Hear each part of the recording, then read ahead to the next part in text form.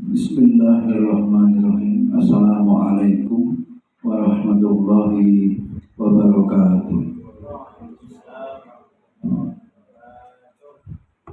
Alhamdulillah, alhamdulillahilladzi arsala rasulahu bil huda wa dinil haq liyudhhirahu 'ala dini kullihi wa kafa billahi syahida. Asyhadu an la ilaha illallah wahdahu la syarikalah wa asyhadu anna Muhammadan abduhu wa rasuluh. Allah Ta'ala badan a'udzu billahi minasyaitonir rajim. Bismillahirrahmanirrahim. Yarfa'illahu alladhina amanu minkum walladhina utul ilma darajat. Kalau Rasulullah sallallahu alaihi wasallam taqilah haitsuma kunta wa asbi sayyi'atal hasanata tambuha fawalikin nasa bihulukin hasanin. Pemawatu, puji dan syukur senantiasa marilah kita panjatkan kehadirat Allah Subhanahu wa Ta'ala. Alhamdulillah binikmatihi tatimmu sholihat. Pada pagi hari ini Allah Subhanahu wa Ta'ala memampukan kita untuk dapat hadir bermajelis ilmu pada momen awal tahun pelajaran baru, tahun pelajaran 2026-2027 ini. Mudah-mudahan Allah Subhanahu wa Ta'ala senantiasa memberikan kemudahan dan hidayah, baik hidayah taufik, irsyad, yang semuanya menjadi bekal kita menjalani kehidupan ini, terlebih bekal di akhirat kelak. Kemudian salawat dan salam senantiasa kita sampaikan kepada junjungan kita Nabi Muhammad sallallahu alaihi wasallam, keluarga, sahabat, tabi'in, tabi'ut tabi'in, dan kita semua umatnya yang istiqomah mengikuti jalan beliau ila yaumil qiyamah. Yang kami hormati Bapak Ibu wali santri yang baru dan yang bisa hadir, sungguhnya ada sekitar 30. Pak Ahmad Rifai, Bu Wali Sofi, cuma mungkin ada kendala. Seluruhnya ada yang masih liburan kampung ke Jogja, dan mungkin ada hal-hal lain. Namun demikian, ini tetap kita selenggarakan karena pentingnya ta'aruf dan memahami bagaimana penanaman adat dan sinergi orang tua untuk mewujudkan keberhasilan dalam mendidik dan menanamkan atau mu'adib, memberadabkan. Ini sangat sulit, menanamkan adab. Paling mudah kan menjadi pengajar, mu'alim, berikutnya murabi, dan berat mencakup semuanya itu mu'adib, karena menanamkan adab itu kunci utamanya, orang tuanya, gurunya harus mencontohkan, meneladankan, menjadi metode paling efektif. Selain itu juga apa yang harus dilakukan di rumah, karena santri kebenaran ini sampai zuhur atau pada zuhur, tidak sampai asar atau pada asar, sehingga khusus yang TK ini perlu ya sama-sama sinergi membangun komitmen bersama demi keberhasilan putra putri para santri ya yang sekolah. Hadirin Allah, dalam konsep pendidikan Islam ya, kita awali dari pemahaman tanggung jawab ya, ku anfusakum wa ahlikum naro. Ya ayyuhalladzina amanu ku anfusakum wa ahlikum naro. Maknanya kewajiban mendidik itu khitab atau yang dituju ayat At-Tahrim ayat 6 itu sesungguhnya orang tua. Secara hukum fikih yang akan ditanya di hadapan Allah Subhanahu wa taala kelak itu orang tua masing-masing. Hanya dalam kehidupan ini Allah memberikan kesempatan kepada siapa yang mau mengambil peluang, memilih jalan tarbiyah, memilih jalan dakwah, mendidik anak-anak yang sekarang masuk sistem sekolah ya. Sekolah Islam istilahnya ada kotak ya. Kita istilahkan sekolah untuk di kita pada dasarnya supaya mudah sudah familiar ya, sudah tidak asing.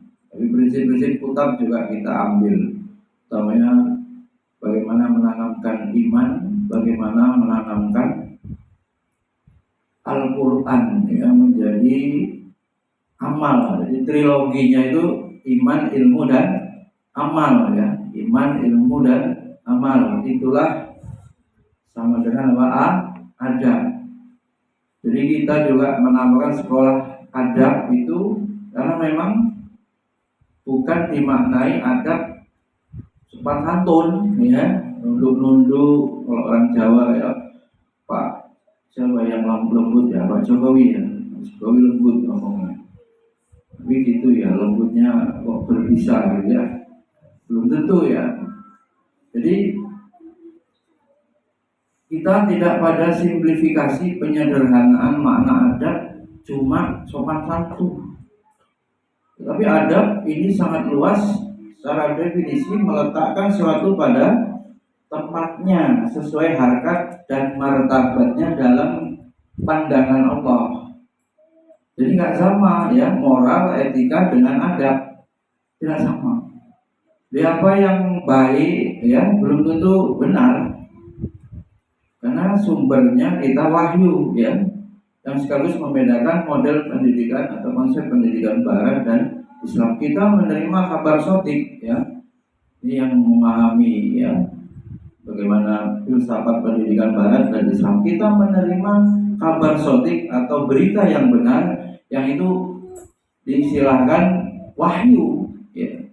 Nah, orang Barat sekuler atau orang Islam yang belajar teori Barat tidak mau menerima Islam, ya dia kena paham sekulerisme. Dia tidak menerima sumber itu. Dia hanya mendasarkan pada empirisme, teori-teori pendidikan atas dasar penelitian yang bisa dibuktikan secara ilmiah. Padahal tidak semua bisa dirasionalkan. Hal-hal yang gaib harus kita imani ya. Isra Mi'raj misalnya, ya kita tidak sama dengan mereka orang-orang yang tidak beriman. Maka kalau beli AC apa ini, Mitsubishi AC Panasonic ya, tentu manual booknya tidak bisa memakai merek Sanken ya, harus petunjuk dari Panasonic teknologinya. Nah, kita ingin mendidik anak-anak kita, yang anak-anak kita itu dan termasuk diri kita, mendidik jiwa kita, itu Allah Subhanahu wa taala yang cetak. Maka tidak ada cara yang benar, yang tepat selain merujuk kita kembali kepada petunjuk Al-Quran. Bagaimana konsep Islam tentang tarbiyah Islamiyah. pasti itu baru benar, ya, baru panduannya benar, manual booknya benar, kita boleh berharap hasilnya akan sesuai apa yang Allah kehendaki. Secara umum ya tujuan pendidikan ini ya tujuan ibadah. Wa khalaqul jinna wal insa illa liya'budun. Kalau dalam yang paling tinggi tujuan itu atas dasar cinta, ya. Filsafat tujuan pendidikannya atas dasar cinta itu paling tinggi, ya. Artinya diarahkan anak-anak ini mencintai, ya, agama ini, mencintai ibadah, mencintai Al-Quran, kemudian mencintai Allah. Dari terjemahannya adab kepada Allah, adab kepada Rasul, adab kepada Al-Quran, adab kepada orang tua, adab kepada guru. Ini kalau diurut santri sering kami sampaikan, coba adab kepada Allah, Rasul, Al-Quran, kemudian apa? Orang tua. Syukur-syukur orang tuanya lengkap, ilmunya cukup, otomatis jadi guru. Baru kemudian adab kepada guru. Yang lain tentu ya adab kepada lingkungan. Sekurang-kurangnya itu yang kita maknai adab, bukan sekedar sopan santun. Adab kepada Allah ini masih sulit.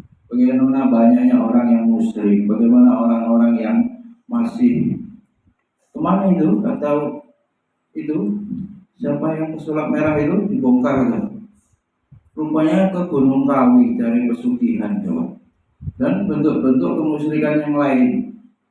Belum lagi masalah dosa besar ya, yang lain ya, riba, kemudian zina, kemudian malah sekarang boti ya, LGBT ya.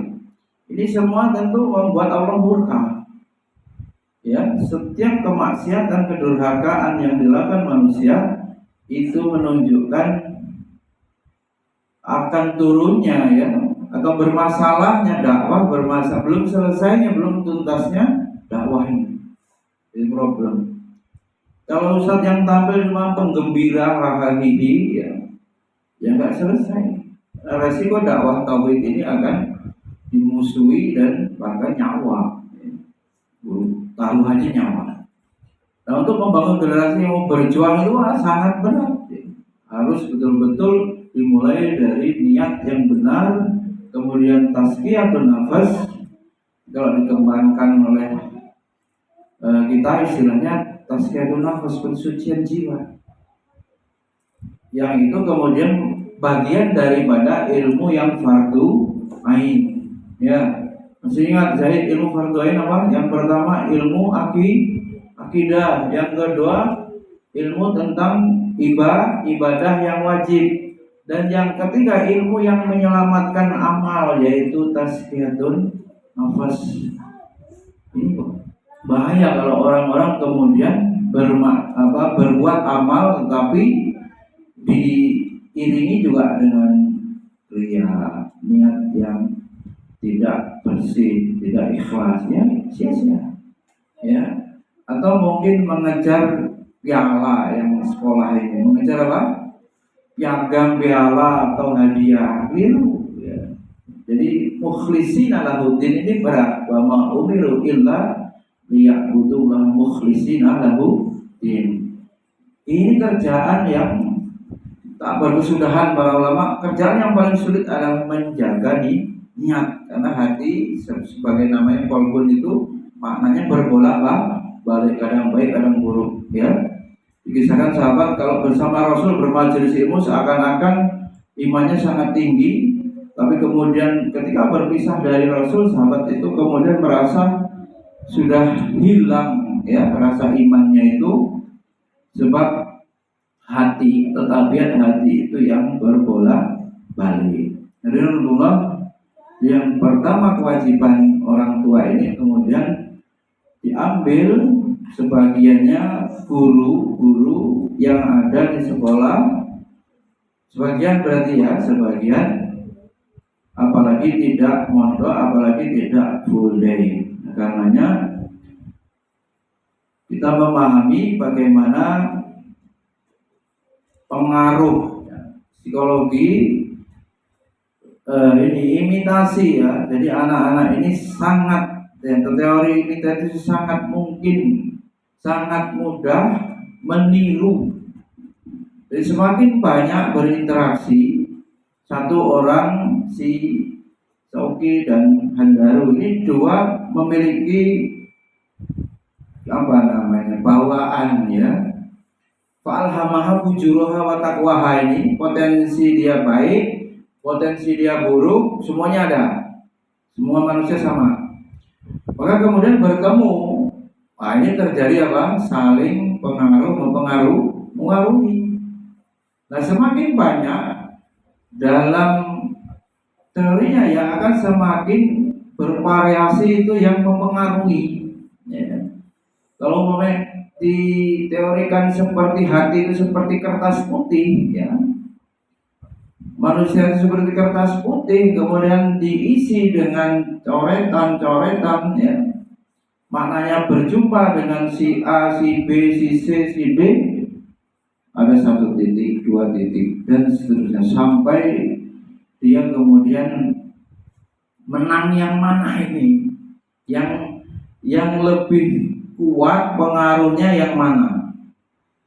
Nah ini, jadi keberhasilan pendidikan ini bukan hanya sekedar menanamkan nilai atau mengajarkan yang baik, tetapi juga harus disiapkan bagaimana memproteksi atau memberikan antivirus ya, dilindungi dari pengaruh-pengaruh yang buruk. Maka kita diantaranya meskipun tersiok-siok ya, misogi mungkin minus, kita lebih senang sedikit daripada banyak, yang kemudian beresiko tidak maksimal dan beresiko santri kita itu terlalu banyak warna-warnanya ya, 3, 4, 5 itu ya 5 model itu nanti akan tarik menarik, pulangnya itu Sauki akan ketularan kamil, ketularan apa bahasanya, terkontaminasi ya. Silakannya secara mahfudhatnya gimana? Su'ul khuluqi yukti, itu jadi masalahnya itu. Ya, sesuatu itu gampang diajarkan kecuali kebaikan. Artinya yang buruk itu nggak usah diajarkan, nular sendiri. Bahasa Merauke mana anak ini dari mana asalnya? Gaul-gaul ngomongnya ini. Dulu kita pernah share tuh anjir lah, itu kan tak boleh ya. Qaulaz zur, perkataan buruk ya. Tapi itu udah menjadi hal yang masif biasa saja. Orang tua akhirnya tidak sensitif melarang, udah biasa. Oleh karenanya ngeri bagi saya pribadi. Saya lebih memilih sedikit ya. Pak Rifai memang kita sampai pelangnya aja pernah ada dan hilang juga itu. Seadanya alhamdulillah 9 tahun ini ya selalu ada muridnya sesuai yang Allah anggap mampu. Alhamdulillah jarang yang kecewa ya, kecuali yang kecewa itu anaknya nggak hafal-hafal keluar itu karena orang tuanya kerjanya di bank. Terus terang Bu Yahya juga tidak mau terima sebetulnya kalau orang tuanya kerja di bank mondok, karena sulit sekali anaknya menerima atau menghafal, dan pengaruhnya di anak yang lain apa ya berat ya. Di sini 3 kali selama 9 tahun itu enggak apa-apa ya keluar sendiri. Sebenarnya saya tidak keluarkan, tapi ya orangnya sendiri yang ingin, kemudian kita berikan nasihat di grup, kemudian ya mungkin berat untuk meninggalkan pekerjaan itu ya, anaknya enggak apa-apa ya. Anak yang lain, profesi lain, orang tuanya alhamdulillah ya, 1 juz, ada yang lebih, ada setengah juz. Dan tentu sekolah kita dalam konsep adab terhadap anak, adab terhadap ilmu, kita tidak memaksakan, sifatnya memberikan motivasi dan mengkondisikan supaya terus fastabiqul khairat, tapi kita tidak paksa kamu harus 1 juz harga mati, enggak. Apalagi seusia 4 tahun, 5 tahun, dia harus fun learning juga. Belajar itu dia senang. Kita arahkan untuk mencintai Al-Quran, kemudian berinteraksi sebanyak mungkin. Tapi pada akhirnya kita tidak pernah menghukum kalau tidak tercapai. Karena memang psikologi anak atau kemampuannya Allah berikan beragam. Maka kalau memang berat, ya nggak usah dipaksakan 30 juz nantinya. Kalau memang berat, mungkin dia lebih senang bidang sirah, ya. Mungkin dia nanti senang bidang akidah, ya. Maka dia cukup membekali atau dibekali ayat-ayat hukum sebagai dai pokoknya. Tapi kalau khusus memang dia mau bidang ilmu Al-Quran dan tafsir, nah dia memang dari awal memang sudah kuat menghafalnya. Terlepas itu tujuan akhirnya nanti sarjana apa, tapi di usia TK menurut kami paksa saja untuk 1-2 juz, paksa saja, nggak apa-apa. Dan itu lebih mudah di usia 4 tahun, 5 tahun. Dia nggak terlalu terasa dipaksa, mengikuti sistem yang ada ini di rumah, kemudian dijaga murojaah, tidak perlu istilahnya harus sampai bersusah payah, itu bisa karena tunasnya masih baru muncul. Kita arahkan yang baik dan fitrah tauhidnya, fitrah Islamnya nyambung, dan anak itu akan lebih dewasa dini, kedewasaannya mau mengamalkan ilmunya, dan tidak sedikit yang dia mau amaliyah tadris, belajar dakwah. Meskipun kecil-kecil, nanti kita akan jadwal tausiah ya Nabi Sauki ya, kultum ya, kultum, kemudian yang SD ini praktek mengajar 15-30 menit, yang kelas 6 bisa mengisi taklim, ada video-videonya. Artinya pendidikan kita menyiapkan mereka sadar diri bahwa sebagai Abdullah, hamba Allah, beribadah, kemudian sebagai Khalifatullah punya tugas untuk menjadi wakil Allah di muka bumi, menyebarkan agama ini. Kita titip agama ini ya.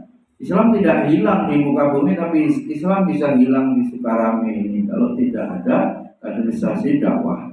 Dan kita terbuka untuk semua golongan. Mereka mengajarkan ilmu yang fardu ain, dan kita tidak berdakwah kepada kelompok satu saja. Kalaupun ada berada di situ, kita pahami sebagai kapal.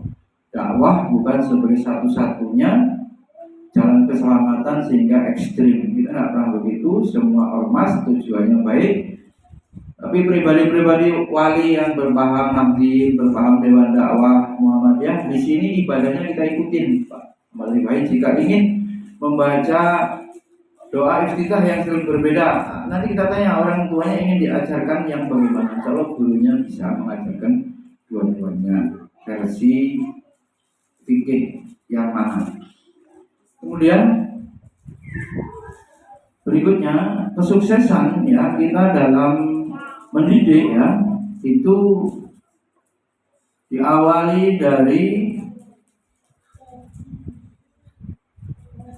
kalau dalam slide itu Umi Sauki kalau bisa Pak Rifati. Nah, proses penanaman ilmu ya. Guru memberi contoh teladan yang baik, ya. Kemudian menanamkan adab Islami, membiasakan santri beribadah kepada Allah. Nah ini, ya harus teladan ya Pak Ahmad Rifai. Kita setengah 8 itu ya sholat duha, ya santri bilang lama, ya zikir, ya bahkan di sini apa? Membaca ayat-ayat ruqyah ya, untuk upaya menscan ya bahasa ini apa yang mudah dipahami. Ya tentu saja tidak mesti gangguan yang fatal atau yang total surupan ya, tapi itu penting ya. Rasulullah memberikan contoh membaca ayat-ayat yang berisi doa perlindungan yang kita kumpulkan. Ayat ruqyah yang kita baca, kalau tidak bisa Senin sampai Kamis, nanti yang sekurang-kurangnya 2 kali nanti kita jadwalkan, karena mungkin akan ada pembagian tausiah hari Senin umpamanya, hari Selasa nanti membaca ruqyah ya. kemudian gantian lagi motivasi, kemudian baca. Kalau hari Jumat pagi anak-anak langsung meminta olahraga seperti tadi. Itu untuk juga bervariasi supaya anak-anak tidak bosan. Termasuk kemudian sekalipun tahun ya, yang 3,5 tahun dulu ada, 3 tahun ada, ya kita pulangnya, kita maknai reguler itu pulangnya 12.30. Kalau Jumatan ya lebih, karena orang tuanya Jumatan dulu. Apa yang kemudian menjadi kewajiban santri, kewajiban kepada Allah, yang diwajibkan kepada santri, kita berupaya untuk ejawantahkan di sekolah. Maka sekolahnya pulangnya 12:30. Sebelum zuhur ya makan, yang rehat bisa sebetulnya itu agak-agak rehat sejenak 10 menitan, baru kemudian murojaah. Nanti kalau sudah berjalan hari Senin depan ada bisa terjadwal kultum, setiap santri bergantian.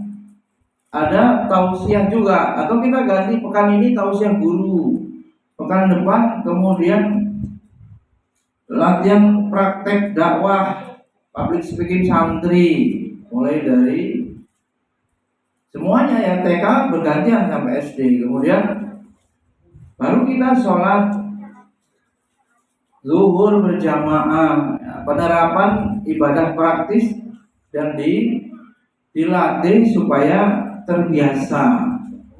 Setelah itu zikir setelah salam yang bukunya kita bagikan, kemudian doa. Doa ini memang cukup lama, memang kita kumpulkan semua agar nanti santri bisa hafal seiring berjalannya waktu, dan nantinya bisa santri itu memilih ya, tidak semua dibaca sesuai hajat atau acaranya.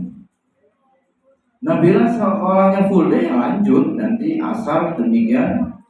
Bahkan kalau asar ini zikir sore, ya zikir sore itu perlindungan ya, upaya mensucikan jiwa ya. Kemudian membiasakan atau menanamkan Quran kepada santri ya. Kita akan perbanyak murojaah. Tentu yang TK ini metodenya talaki ya, ditalkin, tidak disuruh baca ya, kita paham. Karena itu disuruh bacanya kalau TKB yang semester genap ya. Bisa 6 tahun, bisa 5,5 tahun itu baru belajar baca. Tapi kalau dia minat dulu didiskusikan, dilarang oleh psikolog, jangan dipaksa bisa baca nulis, dia itu biar banyak bermain dulu, pengembangan motoriknya dulu. Lah kalau anaknya mau senang membaca, menurut kami tidak ada paksaan, dia senang, dipersilahkan. Tapi anak yang belum mau, ya sudah, memang cirinya belum mau. Jadi kita tidak kaku. Jadi kalau anak yang senang mau, ini ada yang cenderung senang sendiri, gampang bacanya cepat, gitu. Ya mungkin kalau udah mau masuk SD, SD-nya dulu memaksa bisa baca, ya paling sebulan 2 bulan menjelang mau lulus kita tambahkan membaca. Tapi kalau tidak ya mengalir, memperbanyak hafalan, bukan hanya hafalan Al-Quran, kita punya kurikulum hafalan hadis. Hadis ada berapa? Rizky alumni TK? Ada 54 hadis populer pendek, itu bekal dakwah. Kemudian ada doa sehari-hari yang kita harus hafal, bagian ilmu fardu ain, hubungannya ibadah, itu ada 35 doa ya. Kemudian bacaan sholat, bacaan zikir, insya Allah nanti ada videonya Pak Rifai, insya Allah kita akan dokumentasikan agar mudah memberikan ini wali handaru ya, Oh iya, Uminya kerja ya. Jadi nanti bisa ditonton. Tujuannya laporan kami meminta feedback ini belum lancar, ini sudah lancar, atau melalui tulisan ya, tulisan di WA itu. Jadi hampir-hampir update dan ujian itu kita laporkan apa yang sudah dicapai. Nah itu yang kita maksud saling memberikan penguatan, sinergi, dan sekaligus apresiasi kepada perjuangan anak-anak atau santri-santri ini. Oh, kalau bayangin sudah mencapai nanti pas mau lulus, kok bisa ya? Ada yang bertanya begitu, segitu kecilnya kok bisa ya? Kita cuma punya Allah, bilang nggak tahu. Pokoknya niat saya begitu, gurunya tak bimbing, tak arahin karena yo.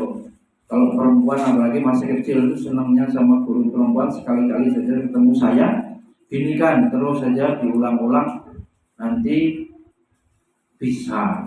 Karena yang membuat bisa itu Allah pada dasarnya ya. Tauhid kita, guru robbani itu menyandarkan upaya ikhtiarnya dalam mendidik, mengajar, mentalkin itu kepada Allah ya. Jadi sebelum mengajar ya berdoa, saat ngajar ya terus berdoa, setelahnya ya tidak lupa mendoakan santri supaya ilmunya nafi, supaya berhasil ilmunya, beroleh keberkahan.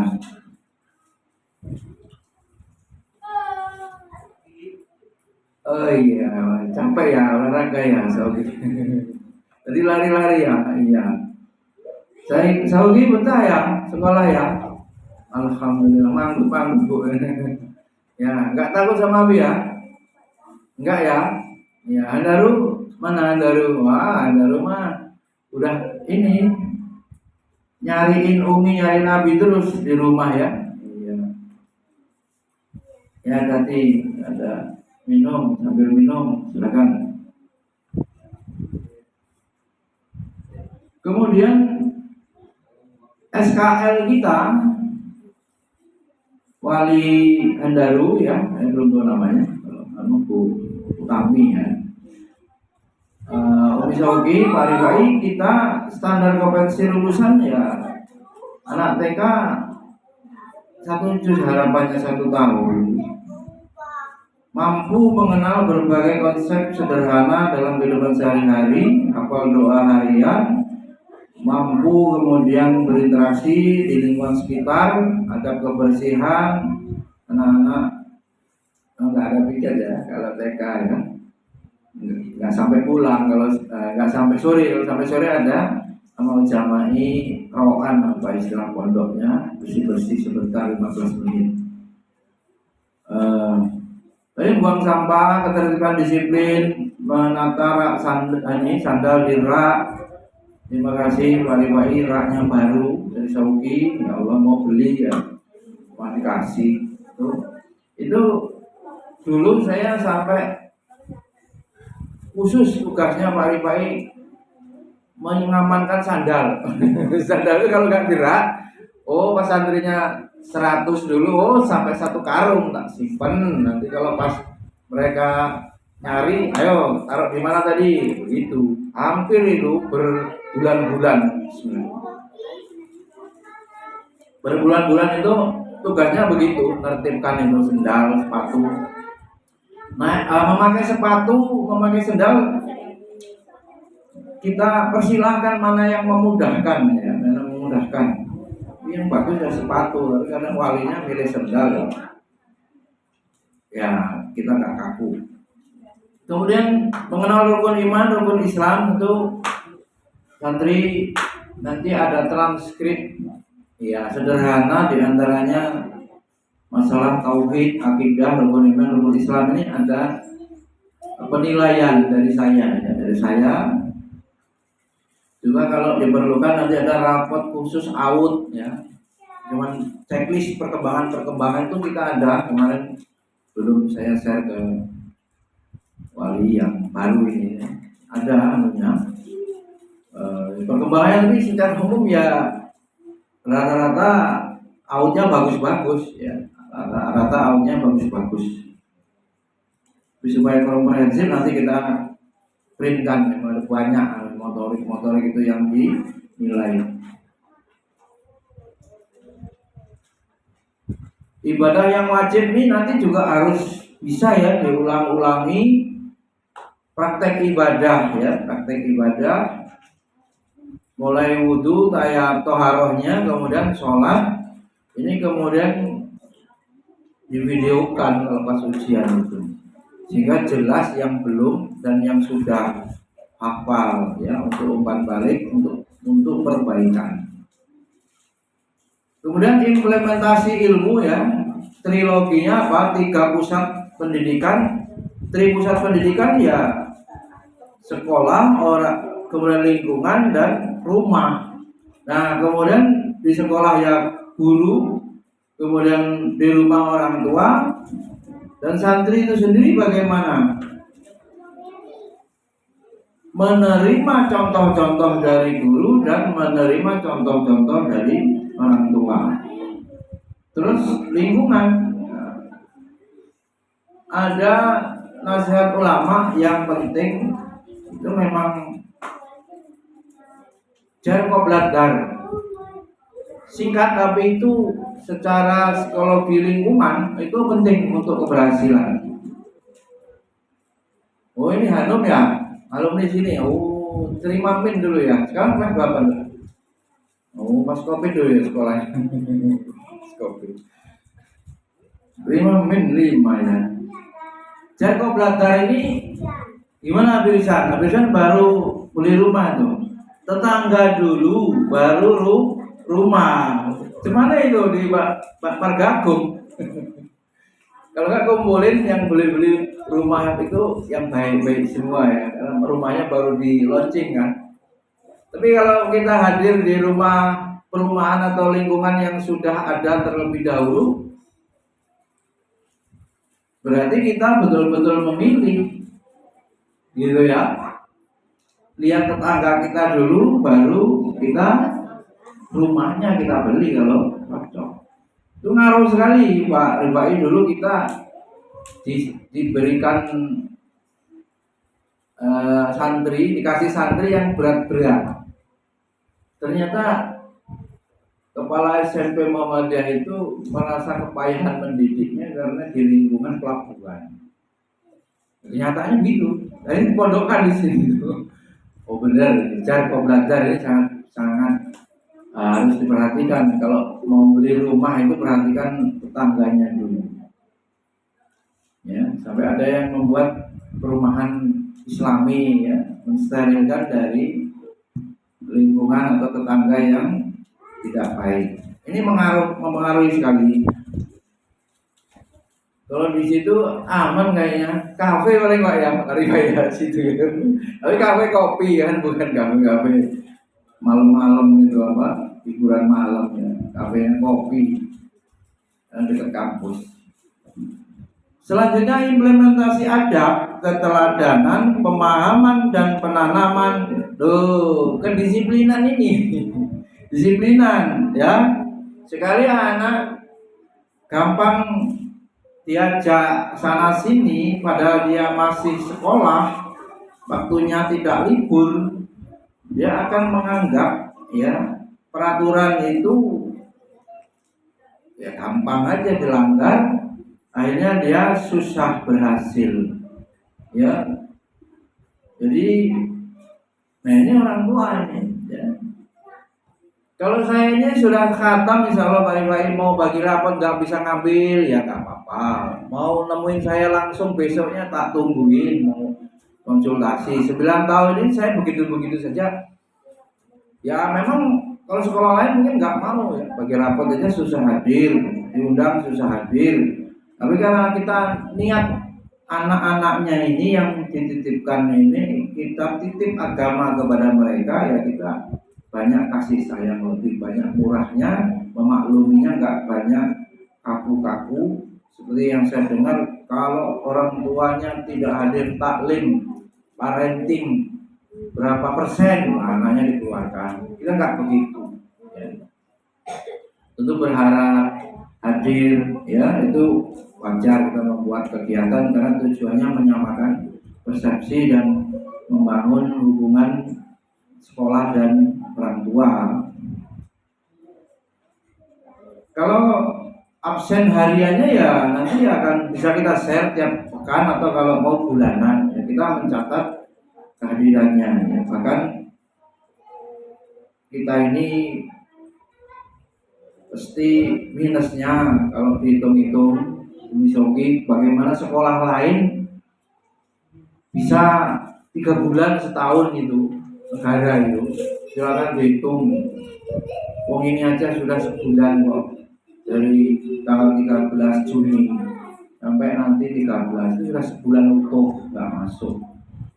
Sebenarnya teorinya hafalan akan hilang dengan sendirinya bila tidak dimurojaah mulai 2 pekan.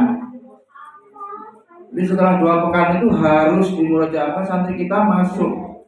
Santri lama ini masuk liburnya pol 3 pekan itu sudah sangat berat. Dulu kita tambah pesantren kilat dulu 2 pekan maksimal di akhir tahun pelajaran. Ini kemarin kan ada sedikit pembangunan dan jeda sejenak ya. Ada yang nanya juga kok holiday camp with Qurannya tahun ini nggak ada gitu, biasanya ada. Kita bebankan santri di rumah, kemudian pas masuk ujian lagi, paling gitu strateginya. Di rumah silahkan liburan dan murojaah, pas masuk ujian lagi. Jadi masuknya langsung ujian mereka ini pas hari Selasa dan Rabu kemarin ini. Jadi masuk malah ujian. Itu bagaimana membangun kedisiplinan. Ya kalau nanti nggak lulus ujian ya harus ikhlas, dijadwal lagi, diulangi lagi, telaten begitu. Ya, sampai betul-betul maksimal disiplinan ya. PHBI sekolah tidak semuanya libur nantinya, makanya kita hanya sekitar 6 minggu dalam 1 tahun. Kemudian santri itu pulangnya sudah sampai full sekali ya, sampai setengah 1 yang reguler. Itu juga maksudnya kalau kita hitung itu struktur kurikulumnya udah kayak pesantren, udah banyak. Nah, kalau Sogi TK biasa pulang jam berapa? 5:30 ya? 10 palingnya. Jam 10. Masuknya kadang jam berapa? Jam 8 belum tentu efektif ya, setengah 8. Nah itu kalau kita hitung ya, kan kali 5 kali sebulan 20 hari sampai setahun, itu hari efektif. Kemudian pembiasaan ini ya ringkasnya yang nggak boleh secara syar'i, hukum-hukum itu haram menurut syariat, haram juga di sekolah gitu. Dan berikutnya gimana? Haram pula di rumah. Lalu anak itu kemudian mendapatkan pemahaman yang utuh sama. Jadi nggak ambigu, dia nanti nggak split personality. Di rumah boleh kok, di sekolah nggak boleh. Nah ini akhirnya susah ya. Jadi harus sama. Untuk pembiasaan, penegakan aturan reward and punishment, silakan diberikan penghargaan juga ya untuk memberikan motivasi. Dengan capaian-capaian yang ada nanti pada dasarnya anak-anak kita, kalau dibandingkan pribadi saya sendiri dan dulu memang tidak ada sekolah-sekolah begini dari kecil ya, sudah alhamdulillah sekali capaian-capaiannya. Kalau pernah sapar ya, ke masjid-masjid, musola yang kampung yang tua-tua itu, kita masih sangat prihatin. Imamnya itu nggak layak banyaknya, bacanya nemen Pak Malibai, karena memang risetnya ini kalau nggak salah sekitar 72% yang nggak bisa ngaji se-Indonesia dari 280 yang Islam itu 85%. Wah, walaupun sudah banyak rumah Quran, tapi nyatanya datanya Republika begitu. Maka kita dari usia dini ini lebih gampang makhrajnya kita bimbing sejak seusia sauki daripada pindahan-pindahan. Nah, pindahan nih kelas berapa pindah ke sini dari SD biasa kelas 4 ya? Kelas 4 tuh bengkok udah kalau lidahin udah bengkok gini mau dilurusin itu lama. Bukan nak marah terus ya, kok nggak bener-bener ya maksudnya itu ya. Belum lagi menghapus dulu memori-memori di sekolah lama itu yang kebanyakannya apa? Nyanyi. Boleh ya nyanyi ya, tapi nyanyi yang islami menyemangati. Mau nyanyi lagu-lagu nggak karu-karuan, ya Qur'annya nggak mau masuk. Ya Nabila yang dulu asal ya dari SD biasa. Buang umur nanti kalau nggak bayar tapi isinya nyanyi gimana ya. Karena dari kelas 1 ya. Ayah kerja apa? Kepala sekolah SMP negeri berapa? Oh ya gitu. Dulu pas Covid ya. Covid kamu nggak sekolah TK kata ayahmu minta tolong belum bisa baca belum bisa nulis. Ya udah langsung SD nanti dimaklumi. Kawannya TK-nya TK Covid. Kalau TK di sini masuk, jadi bisa nulis, bisa baca. Laporannya TK Covid online, jadinya mumet bapaknya itu. Oh tahu gitu tak sekolah di sini ya, karena kita sedikit nggak berkerumunnya. 5 orang ya boleh, RT-nya ke sini boleh, wastafel-nya banyak. Waktu itu ya desainnya desain Covid. Seperti itu dan sekarang kita dengan pengalaman penambahan update ilmu ya parenting. Kebijakan-kebijakan berbasis pada hasil penelitian, maka sekolah ini meskipun sedikit ya, kita memang mungkin kalau dicari kelemahannya kan tidak ada sekolahan yang sempurna. Kelemahannya kurang diikutkan lomba-lomba, kurang. Nah, pengen saya itu ya untuk memperjuangkan dakwahnya agama ini nggak menang sekedar menang apa lomba. Kata Gus Baha paling baik kalau orang yang menang lomba itu malah nuntut ke negara fasilitas apa. Saya ini juara ini dapat apa, minta jabatan, minta pekerjaan. Tapi kadang-kadang orang barokahnya ilmunya yang pas-pasan, dia nggak terlatih untuk lomba-lomba itu, malah itu yang bisa menghidupkan agama di kampung-kampung. Barokahnya apa? Bahasa kasarnya nggak pinter, nggak prestasi, teman-teman ternyata Allah menitipkan agama kepada dia yang buat apa ini langgar istilahnya buat masjid atau kalau saya ini ya nggak jadi dosen, nggak profesor di kampus ya buat rumah Quran kecil ini malah ya ilmu fardu ain yang kita perjuangkan. Kalau memikirkan mentereng jabatan ya pasti ini nggak ada. Sebab kuncinya bagaimana hadirnya pengelola ruh yayasan, ruhnya perjuangan, gurunya, kepala sekolahnya itu ya ruhnya perjuangan, bukan apa profit oriented. Kemudian guru-gurunya juga tidak bisa hanya mengajar, dia harus melakukan pembinaan tazkiyatun nafas itu kita selalu selipkan minimalnya 1 pekan sekali kita ada taklim rutin. Gunanya itu menjaga ruh semangat dakwah, menjaga keikhlasan, memupuk keikhlasannya, dan kita minta guru senantiasa mau menyelipkan ya dari daftar permohonannya doa itu mendoakan santri supaya memperoleh ilmu yang barokah.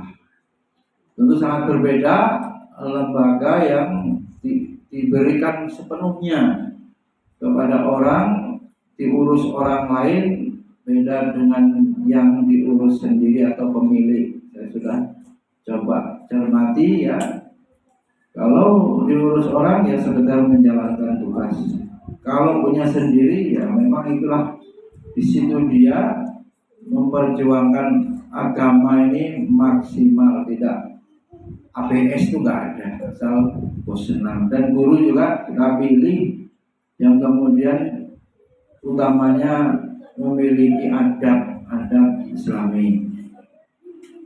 Alhamdulillah Bapak Ibu sekalian, berikutnya slide itu selesai, ada juga nasihat ini dari Imam Syafi'i atau yang masyhur itu ya, perlu kita ingatkan kembali modalnya. Ya, maksudnya gimana Rizky? Kita tidak akan mendapatkan ilmu lantana lal ilma illa bi sitatin ya, him. Kita tidak akan mendapatkan ilmu kecuali memiliki 6 modal. Yang pertama dakaun, cerdas, ya. Kemudian hirsun, semangat.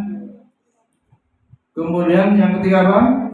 Istibar, wastibarin atau sabar. Yang keempat fulus ya, biaya, bulgotin atau duit yang bayar ya, operasional. Yang kedua irsati ustadin wa tulus zamanin. Yang 6-6-nya ini menjadi prasyarat untuk bisa mendapatkan ilmu menurut Imam Syafi'i. Ya. Syawaki siap ya? Siap ya? Punya semua 6-6-nya ya. Sabar ya. Nadaru sabar ya. Ini yang jangan bosan atau bentar-bentar gimana? Mau pulang, belum dapat ilmunya ya. Harus sabar ya. Harus nurut, dibimbing guru. Kemudian waktunya yang lama ya, Kalau udah pernah hafal terus lupa, ya ulang lagi ya. Dikatakan hafalan itu lebih cepat hilangnya dari apa? Hewan onta atau buruan yang tidak diikat loh. Bayangkan ilmu itu bisa hilang secepat itu. Kita tidak tali, kita punya hewan, wah hilang 5 menit 10 menit lah. Tadi udah habis teliti bahwa 15 hari itu kalau sama sekali nggak mau memurajaah, hafalannya bisa hilang. Ya, oleh karenanya kita harus sabar. Itulah tadi menjadi ahli Quran, ya, yang akan memperoleh kedudukan tinggi, ya, yang bersama para malaikat. Khairukum man ta'alamal Quran wa 'allamahu. Ahlul Quran, ahlullah. Ya, ini nggak gampang ya menjadi keluarga Allah. Jadi pecinta, pejuang Al-Quran. Jadi bukan hanya mengejar piala, ya, mengejar ridho Allah. Mudah-mudahan Allah SWT memberikan kemampuan ya kepada kita sampai nanti lulus, tadarus, sauki, dan santri-santri yang ada dimudahkan dan diridhoi oleh Allah Subhanahu wa taala. Demikian, selanjutnya bisa diskusi ya, tanya jawab cukupnya waktu. Kita tutup dulu. Subhanakallahumma wa bihamdika asyhadu an la ilaha illa anta astaghfiruka wa atubu ilaik. Assalamualaikum warahmatullahi wabarakatuh.